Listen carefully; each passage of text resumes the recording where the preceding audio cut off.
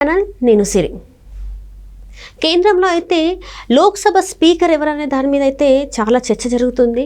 దీంతో తెలుగుదేశం అభ్యర్థి నిలుచునే అవకాశాలు ఉన్నాయని చెప్పి అయితే కొన్ని వార్తలు వచ్చాయి. కానీ అక్కడ నుంచి అంటే తెలుగుదేశం పార్టీ నుంచి వెళ్ళి ఎవరు లేరు అనగానే ఇక్కడ మోడీ గారు అయితే చాలా సంతోషంగా ఉన్నారని చెప్పేసి వార్తలు వచ్చేసినాయి. దాంతో ఓం బిర్లా గారికి కూడా రూట్ క్లియర్ అయిపోయిందని కూడా మరి వార్తలు వస్తున్నాయి. ఇందులో ఎంతవరకు వాస్తవం, అసలు ఏం జరుగుతుంది అనేది మనకి వివరించడానికి మనతో పాటు ఉన్నారు ప్రముఖ సీనియర్ జర్నలిస్ట్ డివిఎస్ గారు. నమస్కారం సార్. నమస్తే సార్, ఇప్పుడు చూస్తుంటే లోక్సభ స్పీకర్ ఎవరనే దాని మీద చాలా చర్చలు జరిగినాయి. ఒకనొక టైంలో తెలుగుదేశం పార్టీ అభ్యర్థిని నిలిచబెడితే ఎన్డీఏ కూటమి మేము సపోర్ట్ చేస్తామని చెప్పిన పరిస్థితుల్లో ఉన్న దాంట్లో నుంచి వెళ్ళి ఇప్పుడు తెలుగుదేశం పార్టీ నుంచి వెళ్ళి స్పీకర్గా అయితే ఎవరిని నిలిచబెట్టట్లేదు అని చెప్పేసి కూడా అన్నారు. దీంతో మోదీ గారు సంతోషంగా ఉన్నారు. ఓం బిర్లా గారికి రూట్ కూడా క్లియర్ అయిందని చెప్పేసి అయితే మరి వార్తలు వస్తున్నాయి. ఏంటంటారు మరి? తెలుగుదేశం పార్లమెంటరీ పార్టీ భేటీలో మనం లోక్సభ స్పీకర్గా అభ్యర్థిని నిలబెట్టడం లేదు అని చంద్రబాబు ప్రకటించడంతో ఒక స్పష్టత వచ్చింది. మొన్నటిదాకా ఏంటంటే కాంగ్రెస్, శివసేన, ఇండియా కూటమి అంతా కూడా ఒత్తిడి తెచ్చింది. ఏమని? తెలుగుదేశం కానీ లేకపోతే జనతాదళ్ యునైటెడ్ నితీష్ కుమార్ పార్టీ కానీ కనుక స్పీకర్ని వాళ్ళ అభ్యర్థిని నిలబెడితే మేము మద్దతు ఇస్తామన్నారు. ఏకగ్రీవంగా స్పీకర్ ఎన్నిక ఇప్పటి వరకు సాగుతూ వచ్చింది. ఇంతవరకు లోక్సభ స్పీకర్కి ఎలక్షన్ జరగలేదు. ఎప్పుడైతే తెలుగుదేశం మేము అభ్యర్థిని నిలబెడతలేదు అని ప్రకటించిందో బీజేపీ హ్యాపీ ఫీల్ అయింది. దీంతో ఇప్పుడు ఓం బిర్లాని వాళ్ళ అభ్యర్థిగా ప్రకటించిన దీంట్లో ఏం జరుగుతోంది? రాహుల్ గాంధీ అడ్డం తిరిగారు.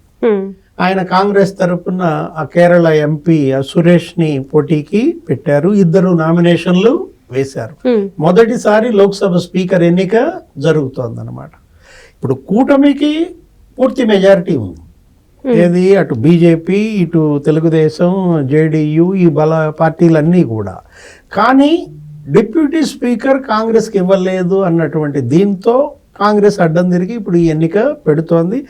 ఇది నామకే వాస్తే ఏంటి? ఓం బిర్లా గెలవడం ఖాయం. ఎప్పుడైతే తెలుగుదేశం నితీష్ కుమార్ వాళ్ళ అభ్యర్థులను పెట్టలేదో ఇంకా ఏదో వాళ్ళు ఎన్నిక జరిపామంటే జరిపాము, ప్రభుత్వానికి మేము పోటీ ఇస్తున్నాము అనే ఒక మెసేజ్ పంపటం కోసం, నెక్స్ట్ బలంగా బీజేపీని మేము ఢీ కొడుతున్నాం అనేటువంటి సందేశాన్ని ప్రజల్లోకి పంపటం కోసం రాహుల్ గాంధీ సురేష్ని పోటీ పెట్టారు. అందరూ ఏమనుకున్నారంటే అప్పట్లో బాలయోగి లాగా, ఏది వాజ్పేయి ప్రధానిగా ఉన్నప్పుడు ఎన్డీఏ 1 ప్రభుత్వంలో లోక్సభ స్పీకర్గా తెలుగుదేశం బాలయోగి ఉన్నాడు. అప్పుడు ఏం జరిగింది? మంత్రి పదవులనేమి తెలుగుదేశం తీసుకోలేదు. వాజ్పేయి 7 మంత్రి పదవులు ఇస్తానన్నా కూడా ఈయన వద్దన్నారు.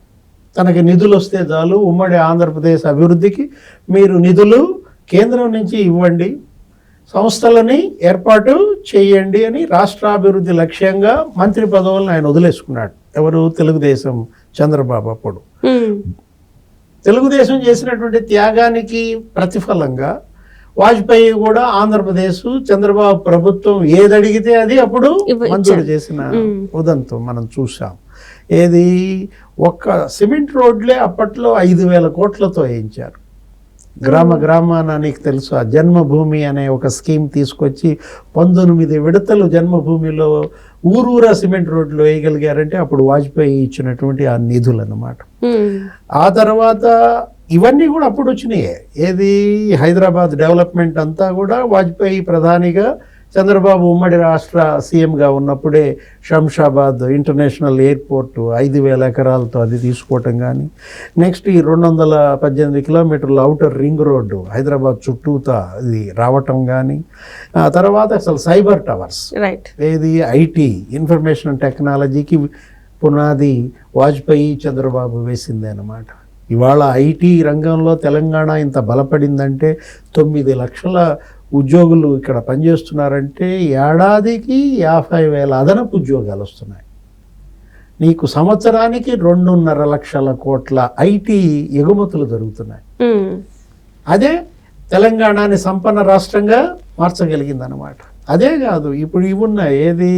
ఈ జినోమ్ వ్యాలీ, నీకు వ్యాక్సిన్ హబ్గా హైదరాబాద్ ఇవాళ ఏర్పడిందంటే 70 దేశాలకి ఇక్కడ తయారయ్యే వ్యాక్సిన్ ఎగుమతి చేస్తున్నారంటే అప్పుడు వాజ్పేయి చంద్రబాబు ఇక్కడ ముఖ్యమంత్రిగా, ఆయన అక్కడ ప్రధానిగా, ఈ జినోమ్ వ్యాలీ ఏర్పాటే దీనికి ఒక ఫౌండేషన్ ఏర్పడింది అనమాట. బయోటెక్నాలజీ, ఇన్ఫర్మేషన్ అండ్ టెక్నాలజీ, ఈ వందలాది ఇంజనీరింగ్ కాలేజీలు కూడా అప్పుడే వచ్చాయి. అదేవిధంగా ఇప్పుడు కూడా ఆశించారు. ఏది మోడీ, ఇప్పుడు ఈ ఎన్డీఏ ఈ ప్రభుత్వంలో కూడా మోడీ 3.0, మోడీ ప్రభుత్వం తెలుగుదేశం పైన ఆధారపడింది. తెలుగుదేశం ఎంపీలు 16 మంది మద్దతు మీద ఆధారపడినప్పుడు ఇవాళ మరి ఆంధ్రప్రదేశ్కి కేంద్రం నుంచి కూడా రాబోయే 5 ఏళ్ళు ధారాళంగా నిధులు వచ్చే అవకాశం ఉంది. ఇప్పుడు విభజన చట్టం హామీలు అమలు చేయాలి. విశాఖ స్టీల్ ప్రైవేటీకరణ ఆగాలి. కడప స్టీల్ ప్లాంటు మరి విభజన చట్టం హామీల్లో ముఖ్య అంశం, అది బిల్డప్ జరగాలి. నెక్స్ట్ మెట్రోలు రావాలా, ఎక్కడ విజయవాడ, ఇప్పుడు అమరావతిలో కానీ, నెక్స్ట్ విశాఖపట్నం మెట్రోస్ కానీ, పెట్రోలియం కాంప్లెక్స్ మనం చూసాం కాకినాడ. దీంట్లో ఇప్పటికే చంద్రబాబు ఆ 5 ఏళ్లలో ఏది మొదటి 3 ఏళ్ళు ఎన్డీఏ మోడీ 2.0లో ఉన్నప్పుడు నీకు తెలుసు ఎలా జరిగిందో. 1.0లో ఏంటి, అత్యున్నత విద్యా సంస్థలు 11 ఏర్పాటు చేశారు. ఎయిమ్స్ మంగళగిరిలో అప్పుడే వచ్చేసింది. దగ్గర నీకు 1500 కోట్లతో ఎయిమ్స్ సేవలు ఇవాళ అక్కడ అందుతున్నాయి ఆంధ్రప్రదేశ్లో, వైద్య సేవలందరికీ కూడా.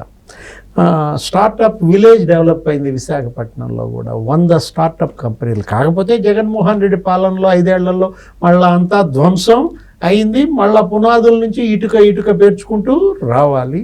కేంద్రం నుంచి మరి సహకారం ఉండాలి. ఆంధ్రప్రదేశ్ అప్పుడే ఇక్కడ నిలబడగలదు. ఇవాళ విభజన జరిగినప్పుడు 16,000 కోట్ల లోటు, ఇవాళ మరి ఎంత అయిపోయింది, 3 రెట్లు పెరిగిన దీంట్లో 13 లక్షల కోట్ల అప్పుల్లో మునిగిపోయిన దీంట్లో కేంద్రం సహకారం ఇవాళ ఆక్సిజన్ దేనికి, ఆంధ్రప్రదేశ్కి. దానికోసమే మొన్న పార్లమెంటరీ పార్టీ భేటీలో కూడా చంద్రబాబు చెప్పారు, ఏమని, లోక్సభ స్పీకర్ పదవి మనం తీసుకోవటం లేదు. కారణం ఏంటంటే అంటే రాష్ట్ర ప్రయోజనాలే మనకి ముఖ్యం అంటూ ఇప్పుడు కేంద్రంలో ఉన్న మంత్రులు ఎవరు, పెమ్మసాని చంద్రశేఖర్ కావచ్చు, లేకపోతే ఈయన ఎవరు, రామ్మోహన్ నాయుడు, నెక్స్ట్ బీజేపీ మంత్రి శ్రీనివాస వర్మ, వీళ్ళందరూ ముగ్గురు కూడా ఇవాళ కేంద్రం నుంచి నిధులు తీసుకురావాలని ఎంపీలకు కూడా బాధ్యతలు అప్పచెప్పారు. 3 శాఖలు ఒక్కొక్క ఎంపీ తీసుకుని ఆ శాఖల్లో కేంద్రం నుంచి నిధులు రాబట్టేటట్టుగా ప్రతి ఎంపీకి 3 శాఖలు అప్పచెప్పిన ఇది మనం చూసిన.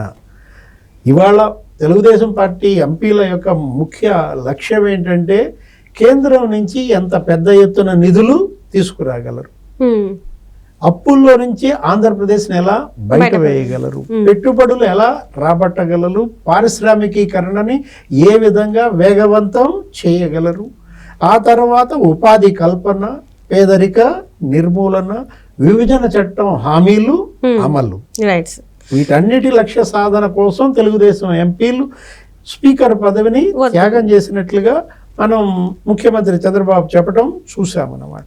ఇది ఇప్పుడు తెలుగుదేశాన్ని అడ్డం పెట్టుకుని బీజేపీని సాధిద్దామనుకుని రాహుల్ ఎత్తు చిత్తయిందన్నమాట.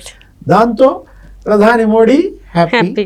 ఇప్పుడు తెలుగుదేశం మరి ఈ విధంగా వాళ్ళకి లోక్సభ స్పీకర్ ఎన్నికల్లో మద్దతు ఇచ్చినందుకు కృతజ్ఞతగా ప్రధాని మోడీ కూడా రేపు ఆంధ్రప్రదేశ్ అడిగినన్ని నిధులు ఇచ్చే అవకాశం ఉంది. రాబోయే 5 ఏళ్ళు కేంద్ర సహకారంతో తెలుగుదేశం, జనసేన, బీజేపీ ఎంపీల పైన వాళ్ళ ప్రజలు బృహత్తర బాధ్యత పెట్టారు.